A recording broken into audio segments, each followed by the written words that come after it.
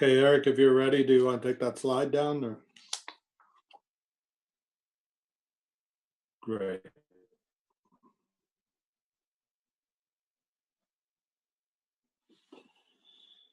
Good afternoon, everybody, and welcome to today's special meeting of the Transit Commission, 4th November 2020, and this will be agenda number 18.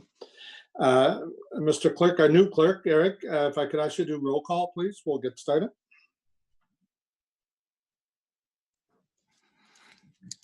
Commissioner Brockington. I'm here. Commissioner Caricato. Present. Commissioner Gower. Here. Commissioner Kavanagh. Present. Commissioner McKenney. Present. Commissioner Olson. Commissioner Suds. Here. Commissioner Tierney. Present. Commissioner Williams. Commissioner Wright Gilbert. Present. Vice Chair Cloutier. Chair Hubley. Present. You have quorum, Chair. Thank you very much, Eric. So I'll just quickly outline the format for this meeting. As you all may know, this is the meeting at which the Transit Commission's portion of the budget will be received, tabled, and referred for consideration by the Commission at its meeting of Wednesday, November 18th this year. Today, we will be receiving a high-level overview of the transit services budget from the General Manager of the Transportation Services Department, Mr. John Manconi. He will also be providing an overview of the revisions to the boundary of the urban transit area for 2021. So we are only tabling the budget and urban transit area report today. We will not be receiving public delegations for these items at today's meeting. We will also not be considering any motions on these items at today's meeting. The opportunity for both submissions and motions will be at the meeting of Wednesday, November 18th. Members are asked to ask any questions they wish of staff, but reminded that we should limit our questions to high-level technical questions to do with the budget, as opportunities to examine the budget in detail will be provided again on the 18th. So to start the meeting, is there any declaration of interest by any member? Okay, seeing none, we will now receive the presentation of the 2021 transit budget from Mr. Manconi. Go ahead, Mr. Manconi, whenever you're ready. Thank you, Chair, and good afternoon, members of Transit Commission. Mr. Chair, the budget, the draft budget that we're tabling today, I can honestly say is probably the most challenging budget in my 30-year municipal career. And the reason for that is twofold. There are many, many variables to the environment that we're in. And secondly, there's things that we simply don't know about the pandemic. So we have to take a different approach to the budget that's before you today. The budget that is here that we're going to present and walk you through is an innovative way to dealing with all those variables and the unknowns. And it's based on 4 key principles. The team, and I want to thank the finance team and the OC Transpo team, have worked on this for many, many weeks. And I've just got some opening comments before I go to the deck. So if we could just hold the deck, please. The 4 principles that we applied is, first and foremost, it is financially responsible. There's been a lot of questions about ridership and how do we manage costs and so forth. And I'm going to be walking through that in detail with you today. So it's financially responsible. The equity inclusion lens has been applied throughout it because you're going to hear how impacts to service disproportionately affect those that need it the most. I'm going to be speaking to you about that. Thirdly, it aligns with Council's priorities and your directions. And lastly, in terms of a key principle, it continues to be a key contributor to the recovery strategy in terms of where we need to get to.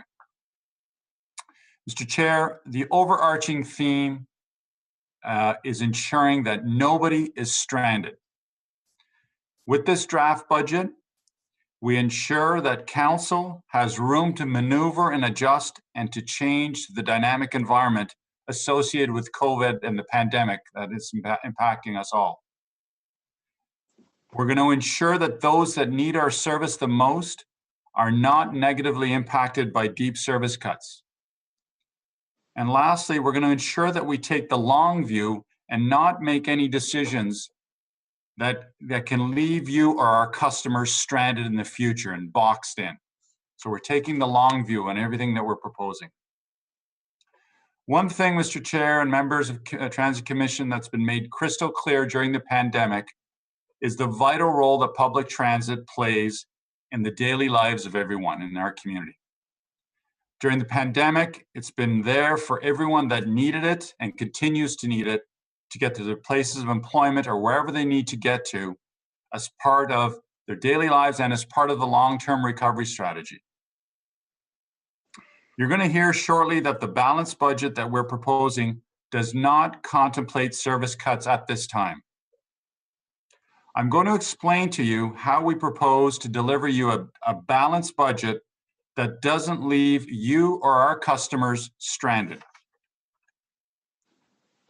Introducing service cuts that's going to impact those that need it the most is not what we're recommending.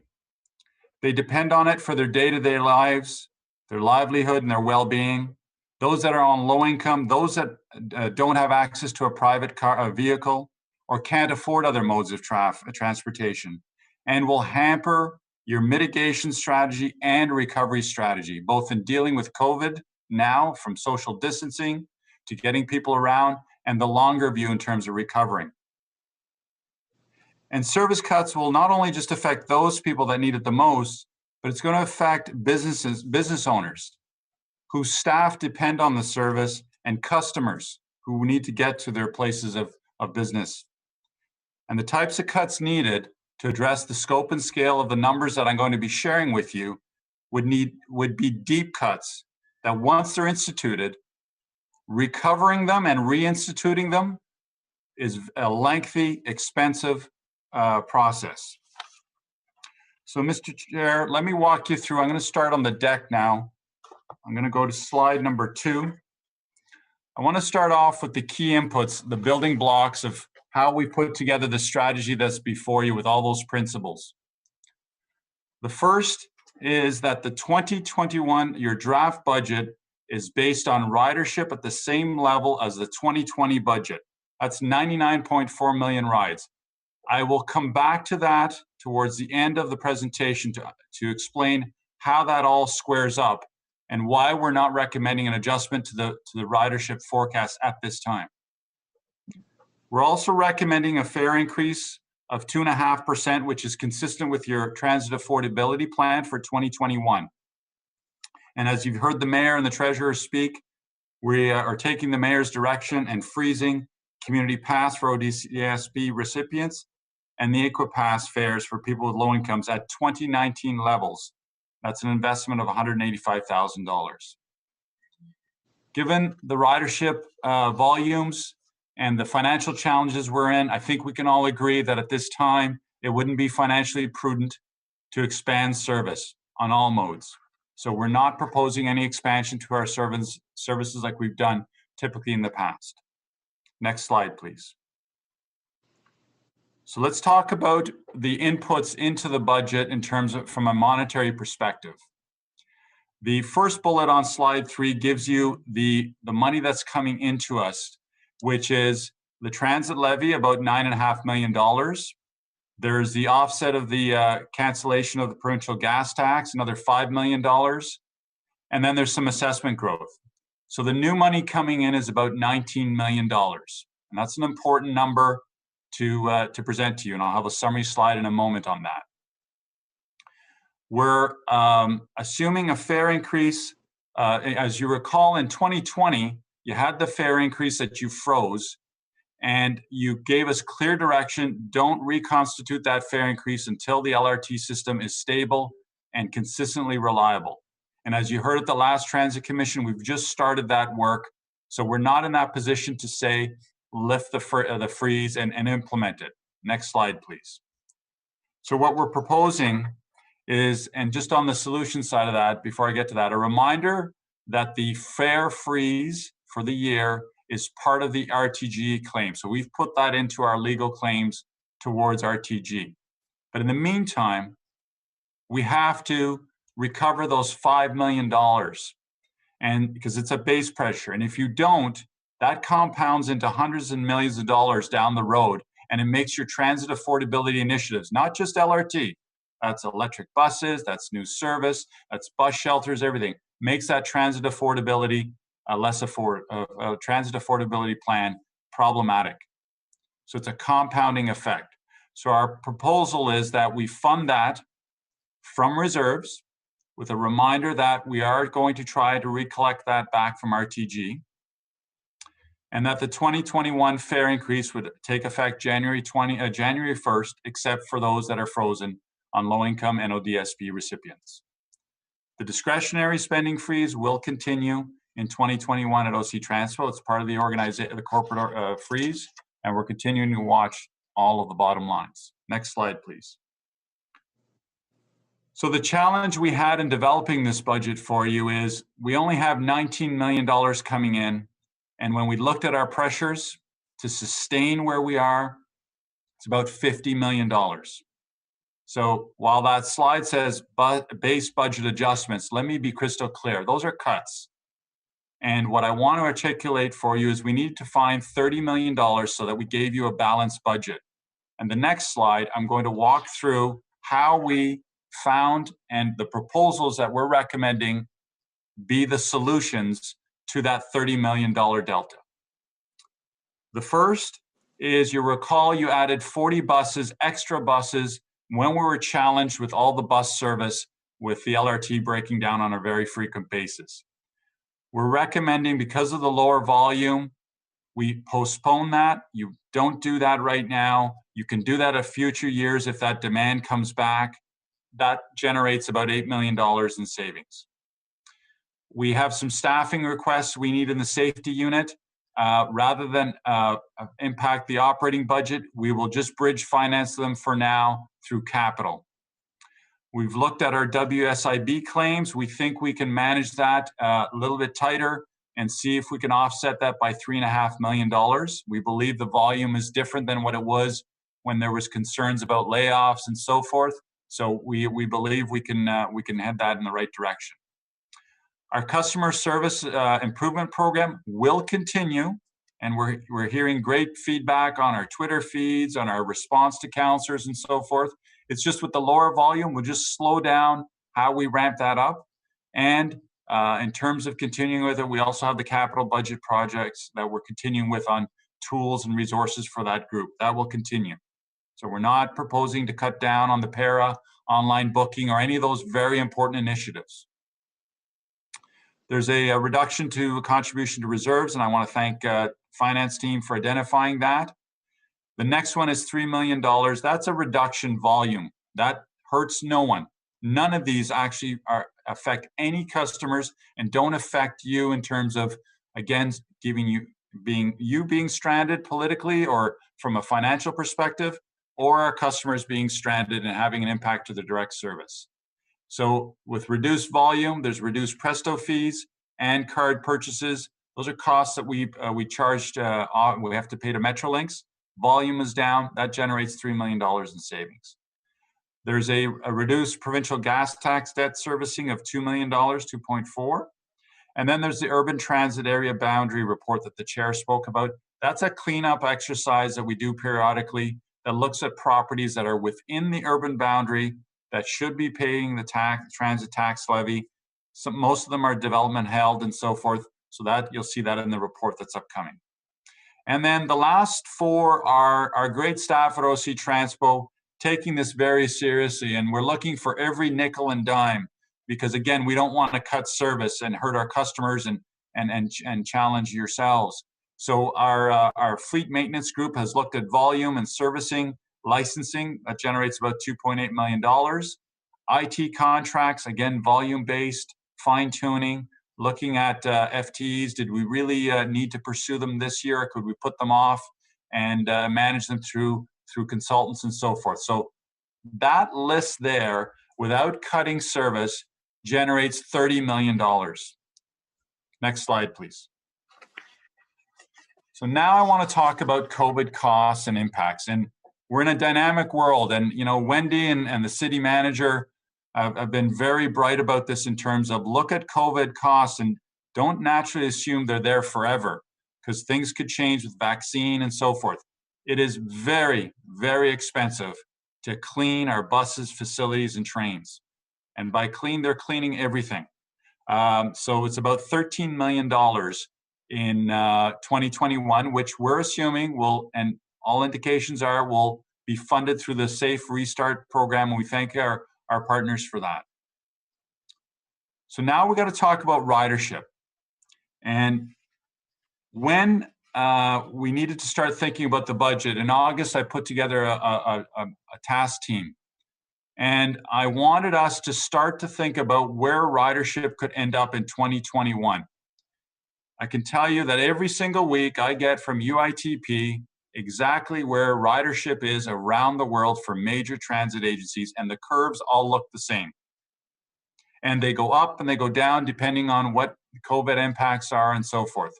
There is nobody out there that can tell you where ridership will be in 2021. There's too many variables. So what we did, and I want to thank Pat, his team, Steve Willis, Stats Canada, we took your ridership. We know the segmentation of our ridership, and we know the types of use of our ridership. We cross-reference that with places of employment, destinations, and we put a percentage of potential recovery through that. Is it perfect? No.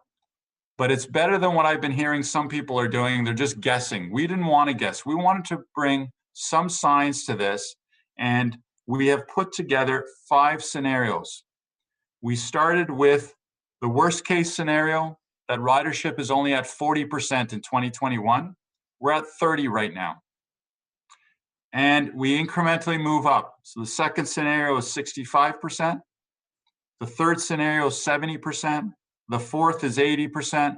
And the fifth is 85%. And what that gives you is, what is the range of a potential ridership drop translated into dollars? On the worst case scenario, you're short $125 million next year. On the 85% ridership return, you're at $31 million. So we are proposing we stay conservative, don't go to the best case scenario, go somewhere towards the middle at about $50 to $60 million in reduced ridership revenue. That's a big hole to fill. Next slide, please. So we don't have a lot of challenges, we just have big challenges, and they're complicated challenges. The first one is, you'll recall, you approved the strategy during our negotiations to deal with the federally imposed 30-minute break rule, that we chose to go through collective agreement to settle that, and that was the best course of path because A, we guide our own destiny, and B, we can manage our costs rather than it just being imposed. And so that matter has been put to bed, and we're in full compliance with that. There's a $6 million tab associated with that. And that's to, when the 30-minute break occurs, you can just imagine it's out in the middle of service. You need to swap out drivers and so forth. The funding is there. It's part of your budget. We're not adding the FTEs at this point. We're going to go with a temporary FTE arrangement. And the reason for that is we need to, again, not box ourselves in that we don't have the levers to push and pull and make adjustments if things go a certain way, one way or the other, whether things bounce back, whether things go worse. So we don't want to build up the organization to have to tear it down. So we will have the operators. We don't use temporary employees in the language of the collective agreement. We're not entitled to that. They will be full-time, but they're not full-time FTEs. So council, I just want you to know we're not increasing our FTE count at this point. We want to see where everything shakes out. The second piece is, as you heard this morning, we know that where we're going to end up to March 2021. And we need to, as the city manager said, is be ready for if we're short for the remaining 9 months. So again, take a very proactive, cautious approach and making sure that we don't set ourselves up for failure. So the COVID-related pressures are estimated in that last bullet, as you see, between $63 and $73 million. We know we're going to get the Safe Start funding program that gets us to the end of March. Therefore, and this last bullet's important, we have a potential gap. This is the big challenge of $47 to $55 million. If we did nothing and the money didn't show up, we'd be short that amount.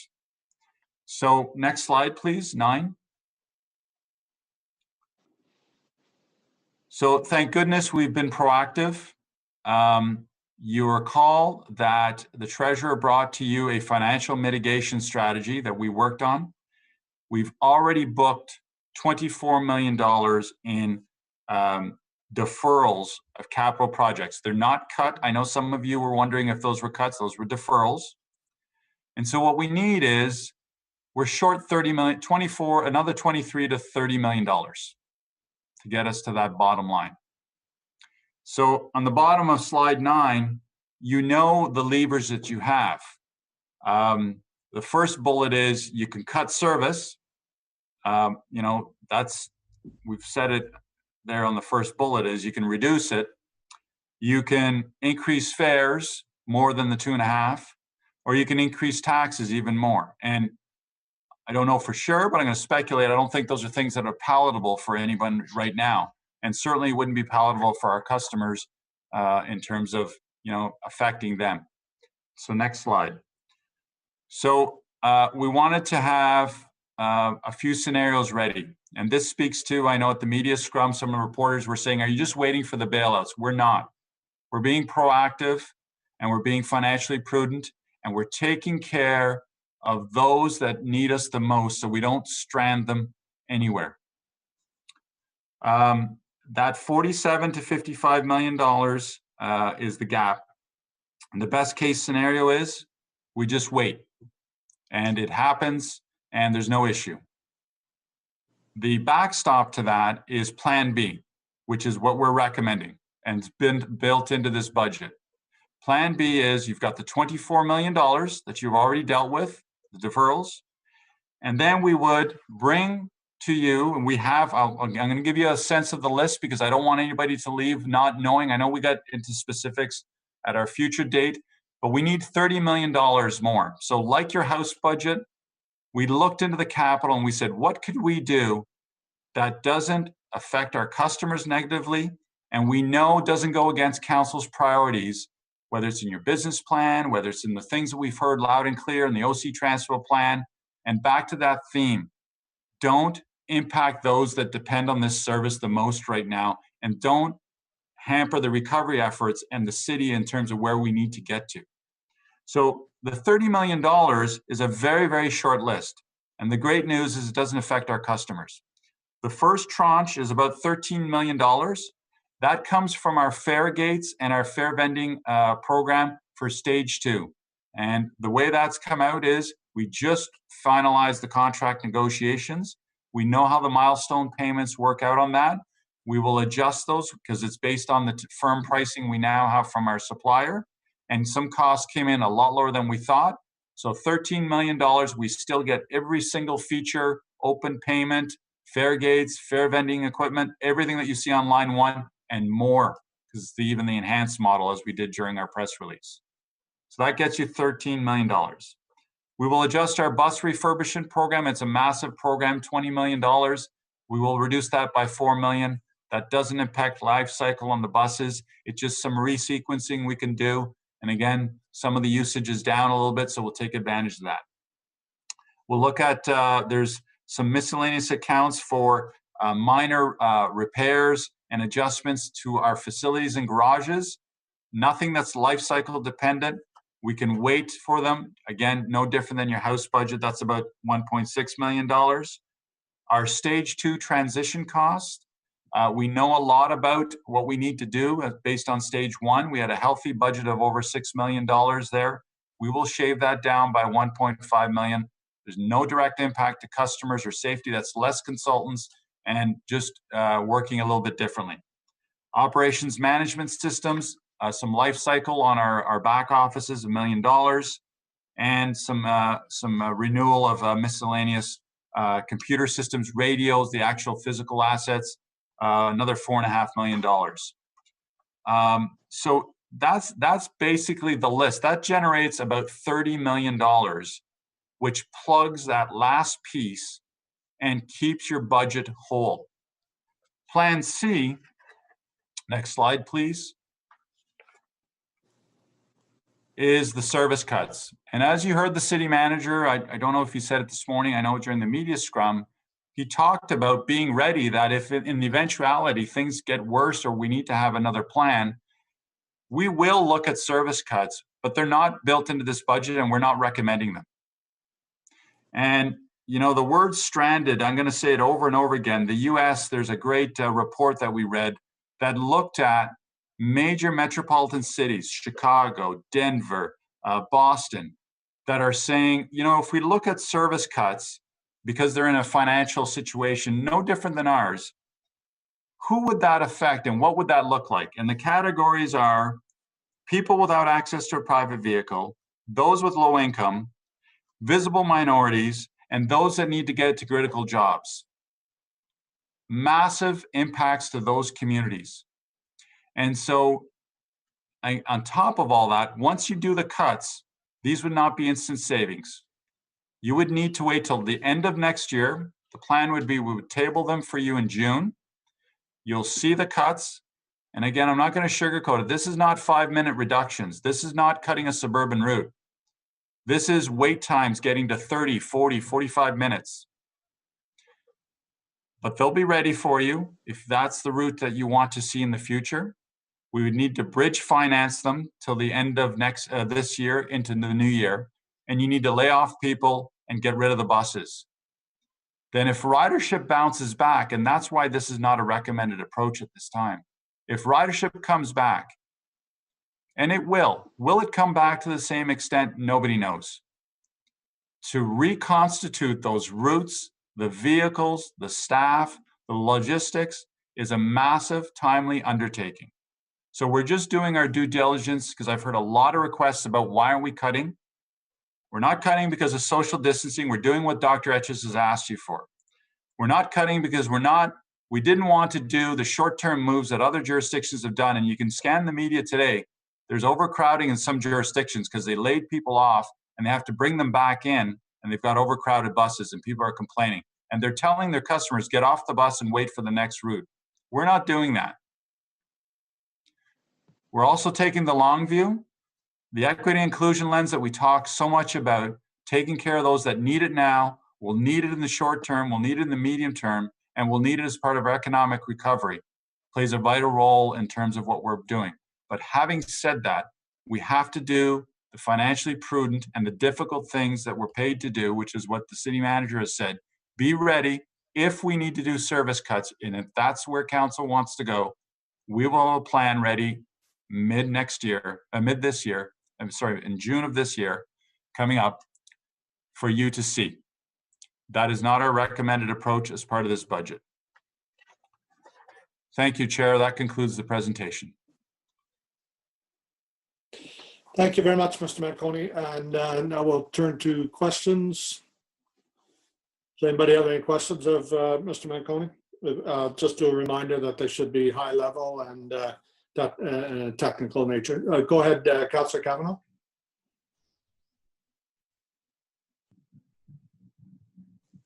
Thank you, Chair. Councillor Kavanagh. Yeah, Yeah. thank you. My question is, would this budget show that that transit is considered an essential service? Is this what this budget is demonstrating?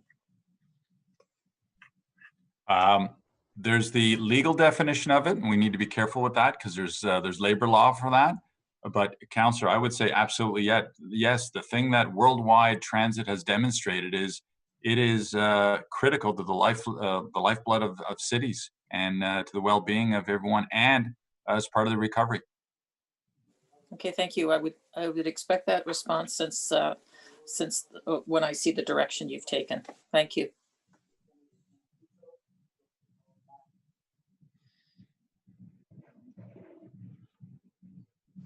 Thank you, Councillor Kavanaugh. Next up is go ahead, Councillor Brockington. Thank you, Chair. Mr. Manconi, can you just confirm that the 2021 budget estimates a 100% ridership level pre-COVID? Is that what I heard? It's it says keep your ridership intact and backstop the delta that we believe is going to come with the capital reduction, both the deferred projects and that reduced small capital list that I itemized. But just so I'm clear, the fare revenue that will be in the 2021 budget is basically the same number pre-COVID. You are not Correct. identifying within the budget a fare revenue number that is based on COVID demand. Correct. Okay. Thank you for that clarification. That's it, Councillor. Okay, next up is Commissioner Sarah Wright. Thank you, Mr. Chair. And I just want to let you know your audio is being funky again. So just thought I'd let you know that. Just really quickly, Mr. Manconi, following up on my colleague's question about the ridership and associated revenue for 2021 being reflected in the budget as the same as 2020. Was there any consideration given to reflecting our current reality of ridership, or perhaps an even better one of, say, 40% ridership or 50% ridership when doing the numbers for this budget?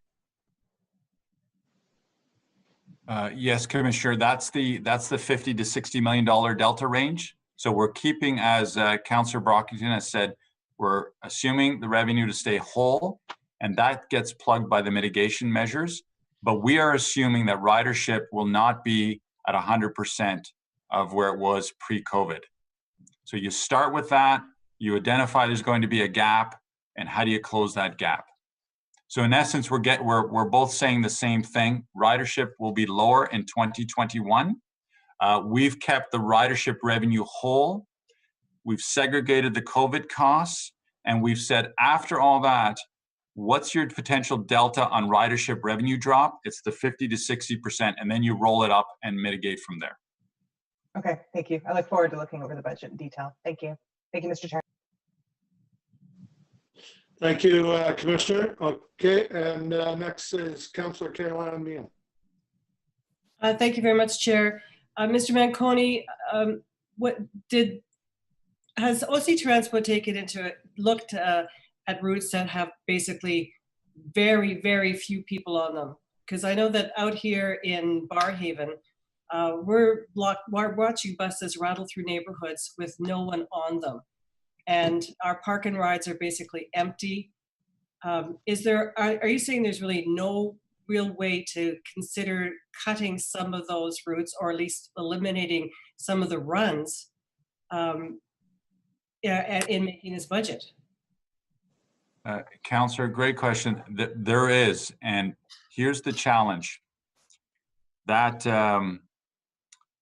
employee that needs to get to their job downtown from your ward, if I cut that trip, it's a 15-minute cycle, they're going to go to 30 minutes. What already is happening, particularly in the States, is exactly that. They're going 30 minutes for a ride, I'm going to take an Uber. And it's eroding their earnings, and it's actually pulling them away from transit.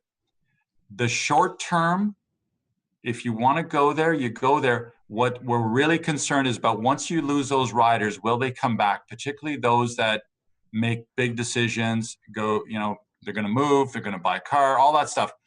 We think the ridership will come back.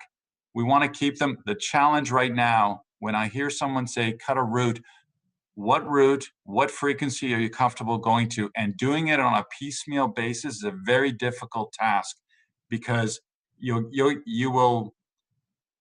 will all get flooded with complaints, because it will always impact someone. And I've seen the empty buses. I've also seen the half full buses. I've seen some complaints. You know, point in time on a route, I agree wholeheartedly with you. There are some instances where you could. The question is it worth the effort to do that right now, or do we continue with what we're doing and move forward with the plan that we've proposed? It's a difficult task to start plucking away certain trips, because then you have to apply the how is it fair, who gets it, what routes, and then when you get the call of that employee that's trying to get down to their downtown job or wherever, can't get there, then we're back into can you reinstitute that route. Mhm. I understand that it is challenging, but I'm wondering at $4 million a week loss, I'm just concerned that we just can't afford to continue doing this. And waiting for the safe recovery money and allowing that to run out, and then maybe making some tough choices. Is that the prudent thing to do? Like maybe we should make those tough choices now, and if we get that money, we can reinstate some things.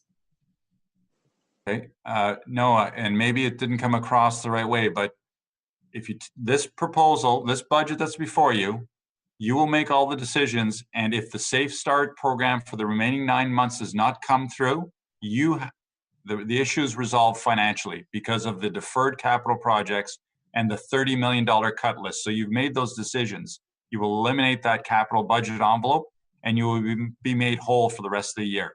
So you won't be short. Okay, there was a list of mitigation and efficiencies that you had gone through. We just didn't see a slide in the deck. Is that going to be available someplace for us to actually take a good look at? Absolutely. We're going to email you a memo with the $30 million list that we literally just finalized the other day. Okay. You're going to get that. That's it for me. Thank you. Okay. Thank you, Councillor Meehan. Let's see here. I don't see anybody else. So, Vice Chair, do you have a motion? Yeah, thank you, Chair. Yes, I do. Merci. That motion is que la Commission du transport en commun prenne acte de ce point, le dépose et le reporte à sa réunion du 18 novembre 2020. That the Transit Commission receive, table, and refer this item to its meeting of November 18th. Okay, is that carried? Carried. Carried. Thank you. Okay, so our next item is revisions to the boundary of urban transit area for 2021. I believe Mr. Scrimger has a presentation for us. Yes, Pat's just going to do a quick overview of it. I believe it's verbally, Mr. Chair. Yes, thanks, Mr. Manconi, Mr. Chair. Yes, verbal. Just a quick explanation of this this report. Every few years, depending on how development has gone, depending on other decisions by council, we bring a report to Transit Commission with recommendation to go through to council to adjust the urban transit area. We have direction from council for many years to, as they called it at the time, automatically, I'm putting my fingers in quotation marks, automatically expand the urban transit area as the urban area grows. But automatically requires a change to the bylaw every time that occurs. And so we have done that every few years for the last, well, probably since the early 1970s. When this structure was put in place. The recommendation this year is to expand the urban transit area so that it is consistent with the urban policy area that is set in the official plan. That will mean that all properties which are considered urban in the official plan would participate in funding the operating costs and the capital costs of the transit service, just as they have the opportunity to use those services. So the map that's included with the report shows in, I believe it's in purple or a darker gray if you're looking at a black and white copy, the areas that would be expanded. These are areas which are not currently in the urban transit area, but are in the urban policy area. And with this report adopted, the changes would take place for the 1st of January, and that would allow the additional tax revenue of just over $900,000 that Mr. Manconi showed in his list of solutions of how we closed the first $30 million gap. So, Mr. Chair, there's a brief explanation, and we'll be happy to receive big questions now or more questions on the 18th when this report is considered by the Commission. Thank you, Mr. Scrimger. Is there any questions for Mr. Scrimger on his presentation? No? Okay, seeing none. Mr. Vice Chair, would you like to read your motion, please? That the Transit Commission receive, table, and refer this item to its meeting of November 18th, 2020. Is that motion carried? Carried. Great, thank you. Okay, next up we have other business. No? Chair. Okay. Chair, Yes, it's Riley speaking. Can I just ask a quick question? sure. I just want to know if it's possible in advance of our next Transit Commission meeting, if the general manager and treasurer could make themselves available to members of the Transit Commission who may have detailed budget questions. I'm just trying to think, I don't want to clog our next Transit Commission with lots of questions and I only have 5 minutes, but is there any way that through your office or other that we can make staff available to members who may have detailed questions? Is that possible? I did email Mr. Manconi and Madam Stephenson about 2 weeks ago, but I think I'm going to have more than 5 minutes of questions, and I just want to know if that's possible. Okay, Madam Treasurer, is that a possibility? Yes, I'm happy to, Councillor. And I would just look to Mr. Manconi to ensure that he too can provide some answers to your questions. Absolutely. Okay, there you go. Thank you. Okay, so for any members that want to make arrangements, if you want to email the treasurer or John or both to ask your questions, please do so. And we'll take a motion now on adjournment. And so do we have that motion? Mr. Vice Chair? Sorry, certainly. Motion to adjourn the Transit Commission meeting of November 4th. Carried. Great. That carried? Okay, thank you. See you all on the 18th of November.